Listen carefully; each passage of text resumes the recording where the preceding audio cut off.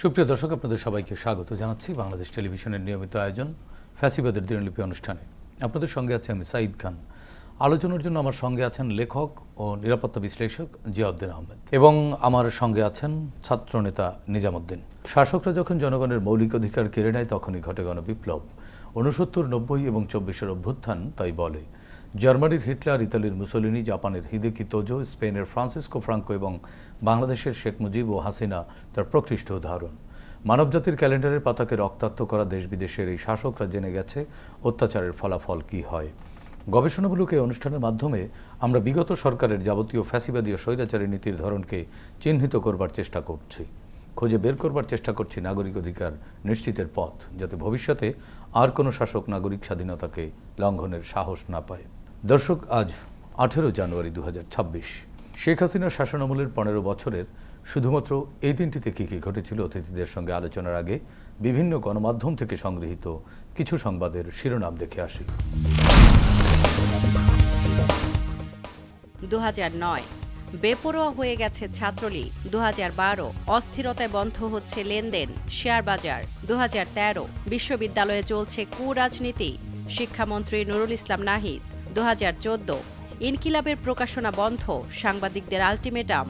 2015 জাতিসংঘের মধ্যস্থতা মানবে না সরকার। 2017 নূর হোসেনের সাম্রাজ্য কার হাতে। 2018 ঢাকা উত্তর সিটির বৈধতা নিয়ে প্রশ্ন।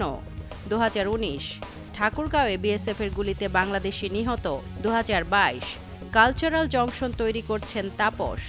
2023 চট্টগ্রাম বিএনপির শীর্ষ 6 নেতা 506 মামলার আসামি। দর্শক, শিরোনামগুলি দেখলাম, এবার শুনবো আলোচনা।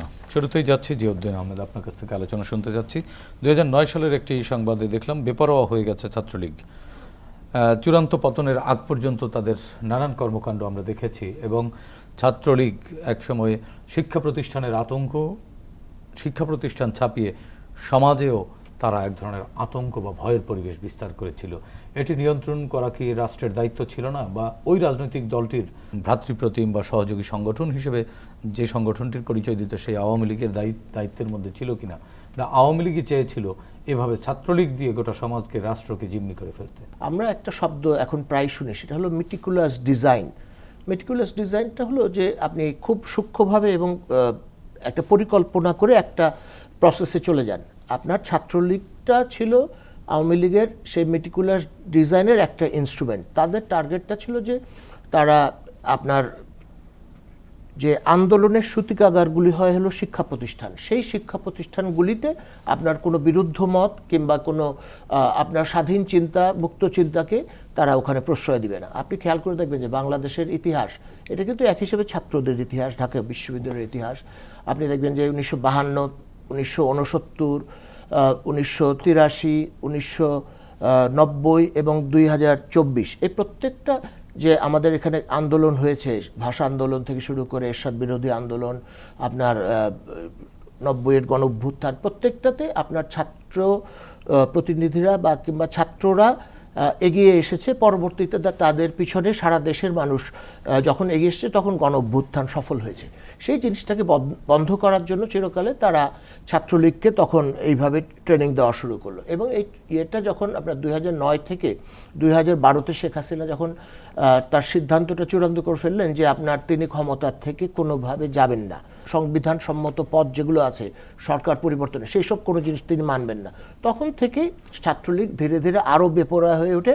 যেটার আমরা সর্বশেষ প্রমাণ পাই হলো 2024 সালের এই যে ছাত্র আন্দোলনকে দমনের অপচেষ্টার মাধ্যমে।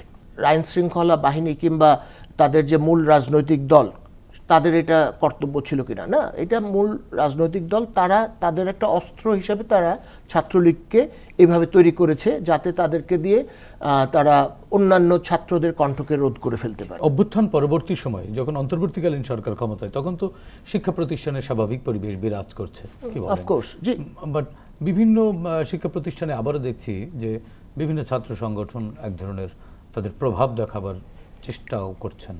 এইটা হলো কি যে আপনার আমাদের এটা কি ওই একই পথে হাঁটা হয়ে যাচ্ছে না? হ্যাঁ, কিছুটা কারণে বলি কি যে আপনার আমাদের যে বিদায় করেছি আমরা কাকে, স্বৈরাচারকে, তাই না? কিন্তু স্বৈরাচারকে আমরা ফিজিক্যালি বিদায় করলেও আমাদের মনের মধ্যে যে স্বৈরাচারগুলি রয়ে গেছে, আপনি মনে করেন যে আওয়ামী লীগ বিদায় হয়েছে, এখন তো আরও বিভিন্ন দল আমাদের রাজনৈতিক মাঠে রয়েছে, তারা প্রত্যেকেই আপনার নিন্দা করে যে আওয়ামী লীগ খারাপ, কিন্তু তারা মনে মনে অনেকেই চায় আওয়ামী লীগ হয়ে যেতে, আওয়ামী লীগ হওয়ার সুবিধা আছে ওই জায়গাটি দখল করতে। সেই কারণেই তারা আপনার এই যে ছাত্রদের এলাকাগুলোকে অশান্ত করতে চায়, এবং আপনি দেখেন যে ছাত্রদেরকে অশান্ত করলে দেশটা ধীরে ধীরে এমনি অশান্ত হয়ে যায়। এমনি দেশের জনগণ মনে করে যে আমাদের, কারণ এই বাংলাদেশে তো ধরেন সর্বোচ্চ 10% মানুষ শিক্ষিত, আমাদের বলা হয় 70% সাক্ষর, যারা হলো শুধুমাত্র নামটা সই করতে পারেন, কিন্তু প্রপার লেখাপড়া যারা মানুষের সংখ্যা 10% হবে না। সেই 10% মানুষের বাইরে যারা আপনার যে কোনো বিষয় নিয়ে, এবং 10% মানুষকে ইনক্লুড করলেও আপনি দেখবেন যে দেশের সবচেয়ে আপনার প্রাগ্রসর অংশ এই ছাত্র সমাজ, এবং তারা যে কোনো বিষয়ে তাদের মতামত ব্যক্ত করতে চায়, এবং ধরেন কোনো স্বৈরতান্ত্রিক যদি পদক্ষেপ সরকার নেয় কিংবা অন্য কোনো রাজনৈতিক দল নেয়, সেটার বিরুদ্ধে সবচেয়ে আগে প্রতিবাদ মুখর হয় হলো এই ছাত্র সমাজ। সো এরা এই ছাত্র সমাজকে যদি কোনোভাবে কন্ট্রোল করতে পারে, যদি তাদেরকে একটা তাদের স্বৈরাচারী কাঠামোর আন্ডারে নিয়ে আসতে পারে, তাহলে পরে তো আপনার তাদের ভবিষ্যৎ স্বৈরাচার হওয়ার পথটা উন্মুক্ত হয়ে যায়, তাদের কোনো বাধা থাকে না। স্বৈরাচার হওয়া না ক্ষমতামুখী, ক্ষমতার যে প্রতিযোগিতা। স্বৈরাচার মানে তো ক্ষমতা, স্বৈরাচার মানে নিরঙ্কুশ ক্ষমতা। কিন্তু গণতন্ত্র মানেও তো গণতন্ত্র মানে হলো ক্ষমতা না, গণতন্ত্র মানে হচ্ছে কর্তব্য, দায়িত্ব। আপনি ধরেন যে এই আমাদের দেশের নেত্রী যিনি মাত্র কদিন আগে ইন্তেকাল করলেন, তিনি কিন্তু 2006-এর পর থেকে ক্ষমতার ধারে কাছে ছিলেন না, এবং এই দীর্ঘ সময় তার চেয়ে বড় বা তার চেয়ে বেশি নির্যাতিত কেউ হন নাই। কিন্তু সেই মানুষটার যে বিদায় হলো, যে রাজকীয় বিদায়, রাজকীয় ঠিক না, এটাকে মানুষের ভালোবাসার বিদায় বলা হয়, সেই বিদায়ের বিদায়, হ্যাঁ হ্যাঁ, সেই অশ্রুসিক্ত সেই বিদায়ের মাধ্যমে দেশের মানুষ জানিয়ে দিয়েছে যে তিনি তাদের হৃদয়ের কোন মণিকোঠায় অবস্থান করেন, কতটা ক্ষমতাধর ছিলেন। হ্যাঁ, তিনি কতটা ক্ষমতাধর ছিলেন। এবং মানে কি যে আপনি খেয়াল করবেন, তাকে তার জীবনের শেষ সময়টাতে দেশের অন্যান্য যারা তার বিরোধিতা করেছে রাজনৈতিকভাবে, তারা পর্যন্ত বলেছে যে তিনি গণতন্ত্রের পথিকৃৎ ছিলেন, তিনি বাংলাদেশের বিবেকে পরিণত হয়েছিলেন, এই জিনিসগুলো। তিনি সমালোচককেও কাঁদিয়েছেন। হ্যাঁ, সমালোচককেও। আপনি আর আওয়ামী লীগ কিংবা সজীব ওয়াজেদ জয়ের শোক বার্তায় কিছু এসে যায় না, কিন্তু তারা বাধ্য হয়েছেন যে বেগম খালেদা জিয়ার ইন্তেকালের পরে শোক বার্তা দিতে, যে এই ভদ্রমহিলা দেশের জন্য, গণতন্ত্রের জন্য কিভাবে তার নিজের জীবনকে উৎসর্গ করে দিয়েছেন। হ্যাঁ, সেই জন্য বলছি যে এটা হলো ক্ষমতার ঠিক না, এরা হলো যে আপনার নিরঙ্কুশ ক্ষমতা চায়, এবং আপনার সেই ক্ষমতার মাধ্যমে তারা অন্যান্য কিছু অর্জন করতে চায়। তাদের ছুটে চলা মানুষ কেন্দ্রিক না, ছিল না, তার ক্ষমতা কেন্দ্রিক ছুটে চলাই আসলে এক প্রকার ফ্যাসিজম। এটাই ফ্যাসিজম। তো শুধু আপনার কি ফ্যাসিজম হলো আপনার চরিত্র, হ্যাঁ, একটা চরিত্র যার একটা বয়ান থাকে যে না, আমি দেশে অমুক করব, তমুক করব, আমি কমিউনিজম কায়েম করব, আমি ইসলামী শাসন ব্যবস্থা কায়েম করব, সেটা হলো তার বয়ান। সেটার পক্ষে সে আপনার দেশের মানুষকে মুভ করার চেষ্টা করে, এবং আলটিমেটলি ফ্যাসিজমে রূপান্তরিত হয়। মানে নিজের শক্তি দেখিয়ে, ভয় দেখিয়ে তিনি করতে চান। এক্স্যাক্টলি। আমাদের সাথে আরেকজন ছাত্র নেতা আছেন, তার কাছ থেকে একটু শুনবো। নিজামুদ্দিন, একই বিষয়ে, আপনি যেহেতু ছাত্র রাজনীতি করেন, ক্যাম্পাস রাজনীতির সাথে জড়িত, আপনার কাছ থেকে জানতে চাই আসলে যে ক্যাম্পাসে যে ছাত্ররা, এরা জিয়া ভাই যেটি বললেন যে টুলস হয়ে যায়, আপনাদের মধ্যেও জিয়া ভাই বললেন এটা এক ধরনের মানসিকতা, এই মানসিকতার মধ্য থেকে বেরোতে আমরা পারিনি। আসলেই কেন পারলাম না আমরা বেরোতে? আসলেই কি পারিনি? 5ই আগস্টের পূর্ব পর্যন্ত যেই সময়কালটা ছিল, সেই সময়কালের যে বাস্তবতা ছিল, সেই বাস্তবতা খুবই দুঃখজনক ছিল, এবং এটা উদাহরণ দেওয়ার মতো ছিল না, যে খুব প্রাউড ফিল করার মতো, যে ওই ছাত্র রাজনীতির ওই সময়টা খুব গর্ব করার মতো ছিল না, উদাহরণ ছিল নষ্টের উদাহরণ ছিল। আমি আপনাকে একটা কথা বলতে চাই, বিগত 15 বছরে বাংলাদেশের তরুণরা যে কয়েকটা স্লোগান দিছে রাজপথে, তার মধ্যে একদম মেইন স্লোগানটা ছিল উই ওয়ান্ট জাস্টিস। এই যে জাস্টিস স্লোগানটার যে মেসেজটা, ন্যায় বিচার, সব তরুণরা কিন্তু সোসাইটির সব সেক্টরে, একজন স্টুডেন্ট রোড অ্যাক্সিডেন্টে মারা গেছে, ওরা স্লোগান দিছে উই ওয়ান্ট জাস্টিস। ক্যাম্পাসে কোনো প্রবলেম হয়েছে, বলছে উই ওয়ান্ট জাস্টিস। কোনো জায়গায় কোনো দুর্ঘটনা ঘটছে, উই ওয়ান্ট জাস্টিস। ওইখানে কিন্তু কেউ কোনো মতবাদের কথা বলে নাই। তো তো এখন আমরা রাজনীতিটা যেই জায়গায় নিয়ে গেছি, তরুণরাই যেখানে নিয়ে গেছে, রাজনৈতিক দলগুলোই যেখানে নিয়ে গেছে, এবং বিশেষ করে যারা এখন সংসদ নির্বাচনে অংশগ্রহণ করতেছে, বেশ কিছু দল ধর্মীয় রাজনীতির কথা বলতেছে, কিন্তু এই লড়াইটার মেইন স্পিরিটটা যে জায়গায় ছিল সেটা কিন্তু ছিল জাস্টিস। এবং ছাত্র রাজনীতির যে প্রসঙ্গটা আপনি তুললেন, ক্যাম্পাসগুলোতেও অনেকেই বলতেছে স্টুডেন্ট পলিটিক্স থাকবে না, জুলাই আন্দোলনের স্পিরিট ছিল ক্যাম্পাসগুলো থেকে ছাত্র রাজনীতিকে বিলুপ্ত করে দেয়া, কিন্তু এটা একটা রাজনৈতিক দলের, এটাও তো একটা রাজনীতি, ছাত্র সংগঠনের একটা নিজস্ব বয়ান। কিন্তু আপনি সব স্টুডেন্টদের সাথে কথা বলেন, এমনি একটা উন্মুক্ত চায়ের আড্ডায় গল্প করেন, ক্যাম্পাসে রাজনীতি থাকবে না, এটাও তো এক ধরনের রাজনৈতিক বয়ান। মানে আমি রাজনীতি চাই না, এটা হচ্ছে সবচেয়ে বড় কথা, এরকম যে আমি রাজনীতি চাই, আমার নিজস্ব একটা বয়ান, এটাও রাজনৈতিক কথা, রাইট। মানে পলিটিক্সের বাইরে, পলিটিক্স নিয়ে যখন আলাপ করা হয় তখন পলিটিক্সের বাইরে আসলে কিছু থাকে না। আমি রাজনীতি চাই যেরকম এটা একটা পলিটিক্স, আমি চাই না এটাও একটা পলিটিক্স। সিভিল সোসাইটি, এই যে দেখেন এখন বাংলাদেশে তো কেয়ারটেকার গভর্নমেন্ট ফিরে আসছে, আপনি দেখবেন আগামী 5-10 বছরের ভিতরে বাংলাদেশে কিন্তু একটা হিউজ সিভিল সোসাইটি রাইজ করবে। কারণটা কি? তারাও একটা গভর্নমেন্টের পার্ট হইতে পারে, এখানে পাওয়ার একটা ব্যাপার হয়ে দাঁড়ায়। আর ক্যাম্পাসগুলোতে ছাত্র রাজনীতির যেই বিষয়টা বললেন, এখন 5ই আগস্টের পরবর্তী যেই সময়, সেই সময় অবশ্যই অনেক ইতিবাচক আমি মনে করব। এবং আমাদের যে ছাত্র সংগঠন বাংলাদেশ জাতীয়তাবাদী ছাত্রদল, আমি যদি ঢাকা বিশ্ববিদ্যালয়ের কথা উদাহরণ দিই, বিগত 1.5 বছরে একটা অকারেন্স আপনি পাবেন না যেটা নেগেটিভলি উপস্থাপন করা যায়, কিন্তু আমাদের প্রতিপক্ষ বন্ধুরা দেখবেন সারাদিনই কিন্তু পজিটিভ উপস্থাপন করা যায় এমন কিছু করেছেন, এমন কিছু, হ্যাঁ আমি বলতে পারবো।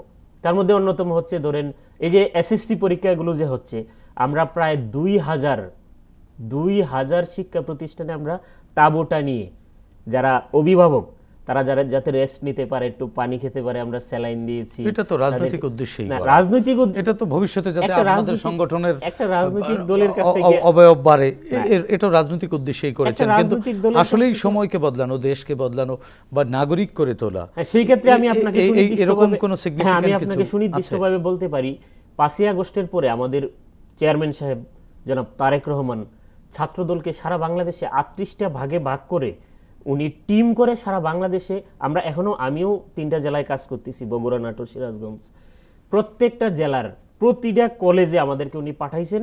এবং কোনো স্টেজ করে না, মঞ্চ করে না, ঘাসের উপর বইসা, কলেজের ক্লাসরুমগুলোতে বইসা 31 দফাটা যে আছে, বিএনপি যে পলিসি বেজ আগামী দিনে একটা পলিটিক্স করতেছে, এইগুলো কিন্তু আমরা প্রায় 2500 কলেজে আমরা এই কর্মসূচি পালন করছি। এটা কোনো সভা না, সমাবেশ না, কিচ্ছু না, একদম স্টুডেন্টদের সাথে সরাসরি ইন্টারাকশন। এবং আমরা ওনাদের কাছে জিজ্ঞেস করছি আপনারা আগামী দিনে কেমন বাংলাদেশ দেখতে চান। ওনারা যেগুলো বলছে সেম জিনিসগুলো আমরা নোট করে আইনে চেয়ারম্যান সাহেবের কাছে, জনাব তারেক রহমান সাহেবের কাছে আমরা আবার ফিডব্যাক দিছি। এমনকি ওখান থেকে কিছু স্টুডেন্ট কেমন বাংলাদেশ দেখতে চায়, এই যে নোটগুলো যে নিয়ে আসছি, এগুলো চেয়ারম্যানকে আবার বলছি যে সাধারণ স্টুডেন্টদের দাবি কিন্তু এরকম। আমার মনে হয় 31 দফাটা যে এখন 8 দফা হয়েছে, এই 8 দফায় কিন্তু ইয়াংদের এই বয়েসগুলোরই একটা কম্বিনেশন হয়েছে। এবং এটা আমি খুব বিএনপি রাজনীতির খুব পজিটিভ যেই দিকটা দেখি, বিএনপি 5ই আগস্টের পর বিএনপি একটা পলিসি বেস পলিটিক্সের দিকে মুভ করতেছে। নেগেটিভ দিকও তো আছে, নেগেটিভ একটা পলিটিক্যাল পার্টিতে শতভাগ পজিটিভ দিক থাকবে আমি এটা বিশ্বাস করি না। নেগেটিভ কখনো কি আত্মসমালোচনা করেছেন? ডেফিনেটলি আমার মনে হয়, আমরা একটু শুনতে চাই কোন কোন জায়গায় আপনার সমালোচনা আমার কাছে মনে হয়েছে যে আমাদের ছাত্র সংগঠন হিসেবে আমাদের সাধারণ শিক্ষার্থীদের কাছে আমরা এখন যে অবস্থাটায় আছি, আমাদের আরো বেশি যাওয়া দরকার ছিল এবং দরকার, তাদের আরো বেশি কথা শোনা দরকার। স্টুডেন্টদের এই সময়ের চাহিদাগুলো আমাদের আরো খুব বেশি করে বোঝা প্রয়োজন আমার কাছে মনে হয়। মানে ছাত্রলীগ চেয়েছিল ভয়ের পরিবেশ সৃষ্টি করে প্রভাব খাটিয়ে নিজেদের ব্যাপ্তি বাড়াতে, আপনারাও তো ব্যাপ্তি বাড়াতে চান। আপনারা কোন পথে? সেই একই পথে না আপনাদের ভিন্ন কোনো কৌশল আছে? একেবারেই না।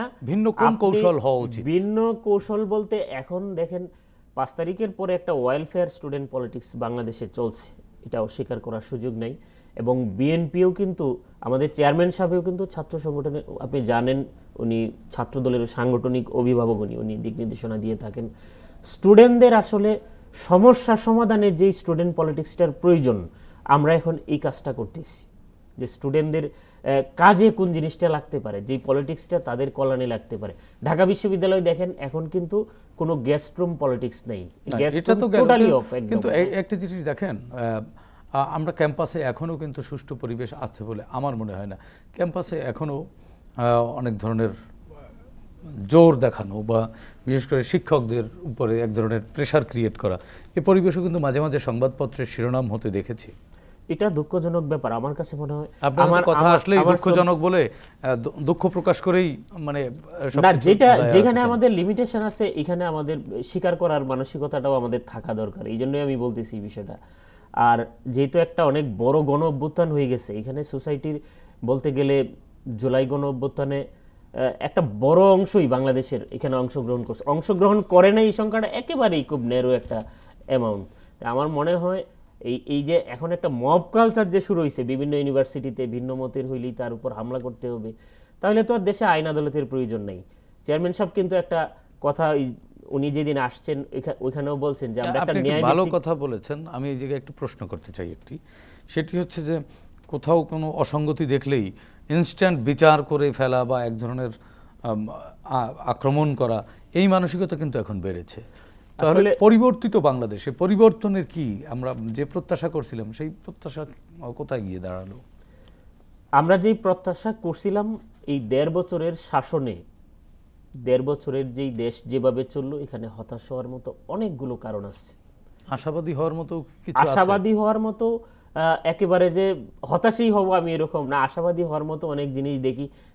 যেমন আমার কাছে যে জিনিসটা সবচেয়ে ভালো লাগে যে প্রত্যেকটা পলিটিক্যাল পার্টি কিন্তু এখন একসাথে বসার একটা কালচার তৈরি হয়েছে, যেটা বিগত সময়গুলোতে খুব কমই দেখা গেছে।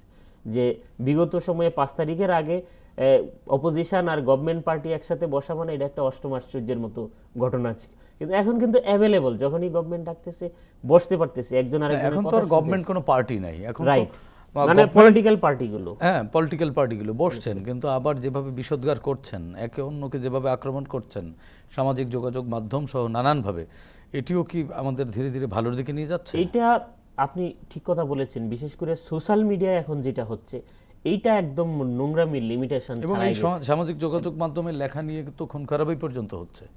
রাইট, এখান থেকে বের হইতে হবে। জুলাইয়ের পরেও যদি মানে পলিটিক্স হয় এরকম যে শুধু গালাগালি করা, আমি মনে করি একেবারেই পলিসি বেস পলিটিক্স করা উচিত প্রত্যেকটা রাজনৈতিক দলের। এখন শুধু গালাগালি, তর্ক বিতর্ক থাকতে হবে, বাট গালাগালির এই সংস্কৃতিটা থেকে বের হওয়া দরকার। এবং আমার মনে হয় এখানে খুব একটা মেজর রোল প্লে করতেছে এই একটা ইয়াং একটা অংশই এখানে নেগেটিভ একটা রোল প্লে করতেছে, এবং এখান থেকে বের হওয়াটা খুব বেশি প্রয়োজন। আমরা একটু শুনে আসি জিয়াউদ্দিন আহমেদের কাছ থেকে, আমরা এই গালাগালি রাজনীতি থেকে বেরোতে আদৌ পারবো কিনা, বা গালাগাল রাজনীতিতে আমরা বেশি ঝুঁকে যাচ্ছি কেন, এবং তরুণ প্রজন্মের প্রতিবাদের ভাষাও ধীরে ধীরে মানে স্লাং হয়ে যাচ্ছে। না, এটা আমি আপনার সাথে একমত না।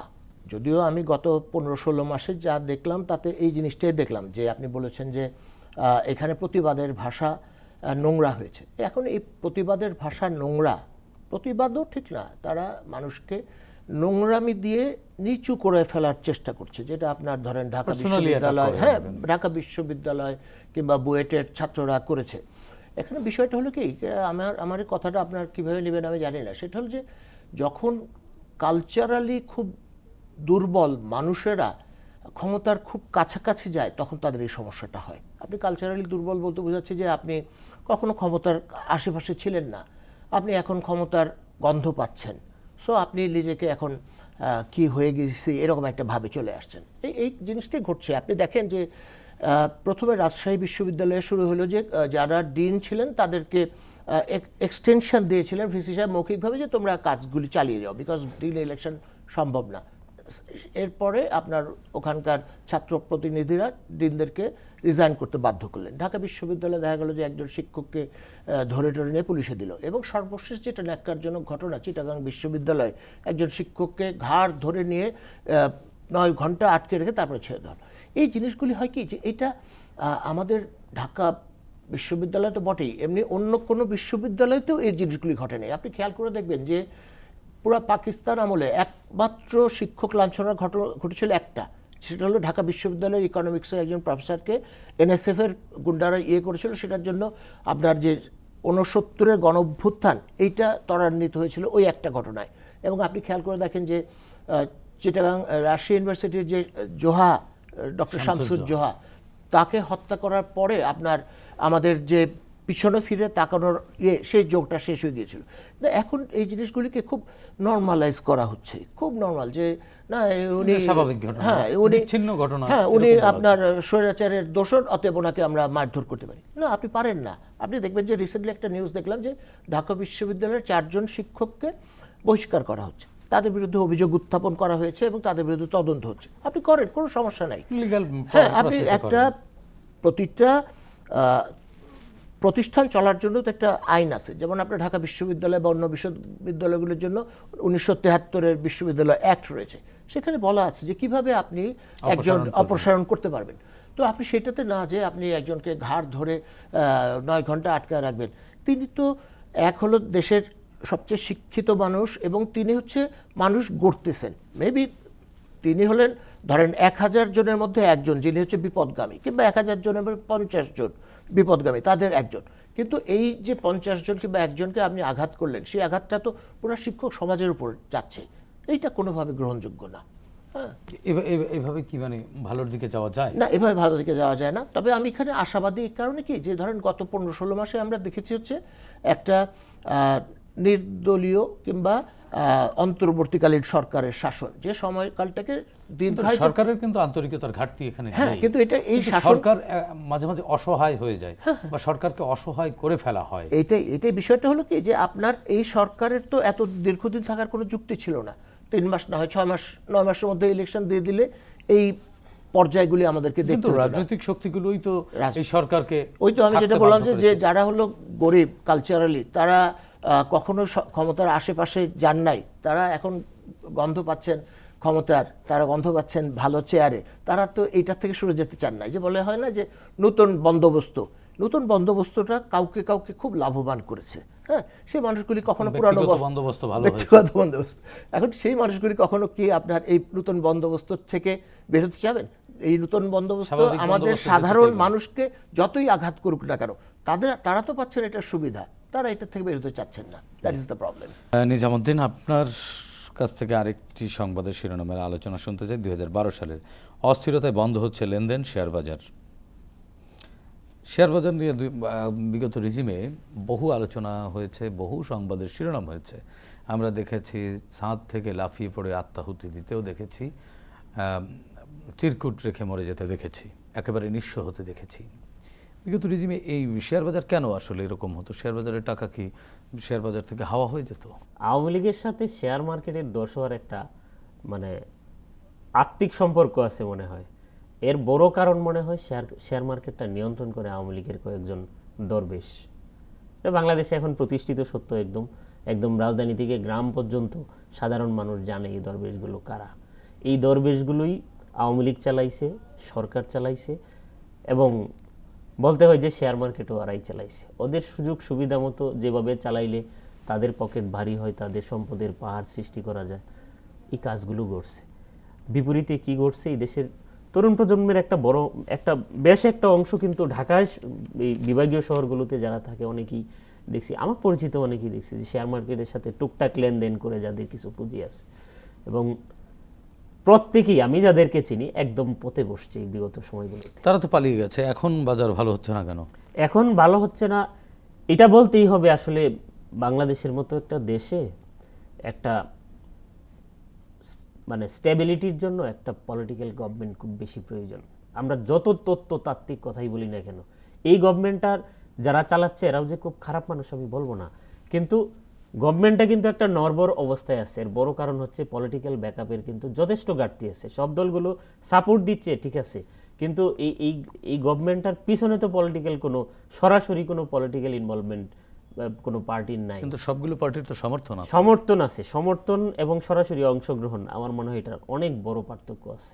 এবং এই শেয়ার মার্কেট একটা স্টেবল গভর্নমেন্ট বা একটা ইলেক্টেড গভর্নমেন্ট আসলে শেয়ার বাজার আবার ঘুরে দাঁড়াবে, আমি আশাবাদী। নতুন দরবেশ আসবে না? নতুন দরবেশ সেই জায়গায় চেকস এন্ড ব্যালেন্স তৈরি করা যারা আসবে তাদের দায়িত্ব। তারাও যদি ব্যর্থ হয় তাহলে এটা দুঃখজনক ঘটনা হবে। মানে 24-এর 5ই আগস্ট শেখ হাসিনা বা ওই রিজিমের যা হয়েছিল তাদেরও তাই হবে, ওই রকম করলে তাই হবে, কিন্তু আমরা আশাবাদী, আমরা আশা করি ওই পথে তারা আগাবে না। মানে শিক্ষা ভালো নিয়েছে পথে। 24 থেকে। আমার মনে হয় শিক্ষার কিছু নেওয়া উচিত, এবং না নিলে তো তাহলে আমাদের জন্য, মানে আপনারাও তো নিয়েছেন।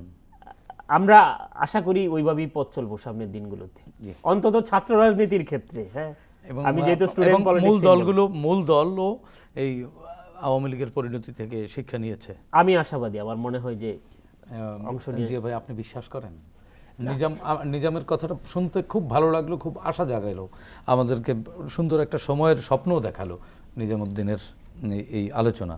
আপনি বিশ্বাস করতে চান? এখানে হলো কি, আমি বিশ্বাস করতে চাই। কি কারণে বিশ্বাস করতে চাই? এটা হলো কি যে আমার তাকে আমি পছন্দ করি কিংবা এই দলকে আমি পছন্দ করি সেই জন্য না, আমি বিশ্বাস করতে চাই যে আপনার শুধু নিজামুদ্দিনটা বদলালে তো হবে না, সব রাজনৈতিক দলকে বদলাতে হবে। সব রাজনৈতিক দলকে বদলাইতে হবে। অন্তত পক্ষে যে দলগুলো আপনার রাষ্ট্র ক্ষমতা কিংবা রাষ্ট্র পরিচালনা মানে করতে জনভিত্তি আছে। আশাবাদী এবং যারা মানে যাদের এই সম্ভাবনা আছে, সেই দলগুলিকে করতে হবে, আপনার পরিবর্তিত হইতে হবে। এবং আমি সেটা তারা তো বলেছে, তারা শিক্ষা নিয়েছে, পরিবর্তন এখন হয়েছে। এটা হলো আপনি কি আমাদের এটা বিশ্বাস করেন যে ভবিষ্যতে আর কোনো দরবেশ আসবে না? না, এটা আমি বিশ্বাস করি না। সামনে এরকম চেষ্টা অতীতে হয়েছে, বর্তমানে হচ্ছে এবং ভবিষ্যতেও হবে, কিন্তু এইটাকে আপনি কতটুকু আপনি অ্যালাউ করবেন। আপনি দেখেন যে আপনি বললেন যে আমাদের শেয়ার বাজার কেন উঠছে না। শেয়ার বাজারে ওঠার যে প্রি কন্ডিশন সেটা হলো যে ইন্ডাস্ট্রিগুলি বা যেসব কোম্পানির শেয়ার মার্কেটে আছে তাদেরকে ইকোনমিক্যালি ভালো করতে হবে, তারপরে তাদের শেয়ারের দাম বাড়বে, তাই না?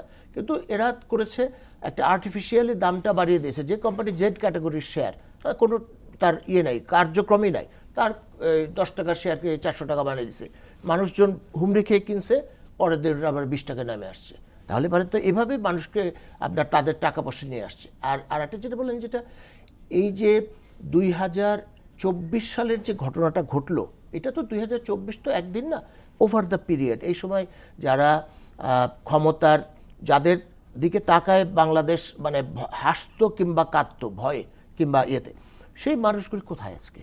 কেউ নাই তো। আপনি দেখেন যে আওয়ামী লীগের কোনো কেন্দ্রীয় নেতা বাংলাদেশে নাই, আওয়ামী লীগের জেলা পর্যায়ের নেতা নাই বাংলাদেশে, এবং কেউ স্বীকার করে না যে সে আওয়ামী লীগ করে। হ্যাঁ, এই যে আপনি দেখেন এখনো এই যে অনেকে আপনার ভোল পাল্টাইতে বিভিন্ন দলে টলে ঢুকে যাচ্ছে বা ঢুকে গেছে, তারা মানে তাদের জন্য মানে নিবেদিত প্রাণ হয়ে গেছে। বাট এই লোকগুলি কিন্তু আর মানে তাদের যে ঐতিহ্যর কথা একসময় বলেছে, তাদের যে প্রিয় নেতার কথা বলেছে, প্রিয় নেত্রীর কথা বলেছে, যার জন্য তারা জীবন দিতে প্রস্তুত, কেউ দেয় নাই। তারা যেটা করেছে মানুষের কাছ থেকে শুধু ছিনিয়ে নিয়েছে, এবং তার অনিবার্য পরিণতি হিসাবে তারা আজকে দেশ ছাড়া নির্বাসনে, এবং এই নির্বাসন কাল কতদিনে শেষ হবে এটা মহান আল্লাহ তাআলা ছাড়া কেউ জানে না। মেবি তাদের অনেকেই দেশে ফিরতে পারবেন না, অনেকেই দেশে ফিরতে পারবেন না। সেই জন্য আমি আশা করি এবং দোয়া করি আমাদের যারা সক্ষম রাজনৈতিক দল, যাদের উপর দেশের মানুষ এই বিপর্যয়ের পরেও আশা রেখেছে, তারা এই যে অতীতে যে ঘটনাগুলি ঘটেছে সেখান থেকে শিক্ষা নেবেন এবং তারা দেশটাকে সামনের দিকে নিয়ে যাবেন। এই যে গরিব মানুষের ছেলে, আপনি যা বললেন যে একটা ছেলে ছাদ থেকে লাফ দিয়ে আত্মহত্যা করেছে শেয়ার বাজারের জন্য, কিংবা আপনার বেকারত্বর জ্বালায় যে ছেলেটা রেল লাইনের নিচে জীবন দিয়েছে, সেই ছেলেদের দিকে তাকাইতে হবে। এই ছেলেগুলি কিন্তু আপনাকে ভোট দিয়ে জেতাচ্ছে। এরকম ছেলেরা যারা আশা করে আছে, যারা দেখতে চাই যে আপনাদের হাত দিয়ে দেশের একটা সম্ভাবনার দ্বার খুলবে। প্রভাবশালী ভোটারের সংখ্যা কম, সাধারণ মানুষ, সাধারণ ভোটারই বেশি, সুতরাং সাধারণকেই বেশি গুরুত্ব দিতে হবে রাষ্ট্র পরিচালনায়। আপনি সবচেয়ে প্রভাবশালী মানুষ বাংলাদেশের, আপনার ভোট একটা, তাই না? আর সবচেয়ে নিঃস্ব আছে আমি তারও একটা। তাই তো ওই জন্য বললাম যে গণমানুষের দিকে তাকাইতে হবে, গণমানুষের মঙ্গলের কথা চিন্তা করতে হবে। আমাদের যে ধরেন যে মহান নেত্রী ইন্তেকাল করলেন, তার জীবন থেকে শিক্ষা নিলেই যথেষ্ট, বেশি দরকার নাই তো। তিনি তার নিজের আয়ুটা পর্যন্ত উৎসর্গ করে দিয়েছেন এই দেশের সাধারণ মানুষের জন্য, যে মানুষ আপনাকে দেখে কাঁদবে না কাঁপবে। হ্যাঁ, এক্স্যাক্টলি। জি, এটি সিদ্ধান্ত নিতে হবে আমাদের এই রাজনৈতিক দলগুলোকে। ধন্যবাদ জিয়াউদ্দিন আহমেদ, ধন্যবাদ নিজামুদ্দিন। আপনাদের দুজনের আলোচনা আরও সময় থাকলে শুনতাম। 24-এর ছাত্র জনতার গণ অভ্যুত্থান পৃথিবীর ইতিহাসে নতুন এক পরিচয় পরিচিত করেছে বাংলাদেশকে। জনগণ শাসকের শোষণ নয়, চাই স্বচ্ছতা ও জবাবদিহিতামূলক রাষ্ট্র ব্যবস্থা, যার মাধ্যমে রাষ্ট্রে তাদের অধিকার নিশ্চিত হবে, প্রজা থেকে হয়ে উঠবেন নাগরিক। আসুন নতুন এই বাংলাদেশকে আমরা নাগরিক বান্ধব হিসেবে গড়ে তুলি, সাধ্যমতো ভূমিকা রাখি দেশ ও জাতি গঠনে। প্রিয় দর্শক, দেখা হবে আগামী পর্বে নতুন অতিথির সঙ্গে। ততক্ষণ পর্যন্ত ভালো থাকুন, সুস্থ থাকুন, বাংলাদেশ টেলিভিশনের সঙ্গেই থাকুন। খোদা হাফেজ।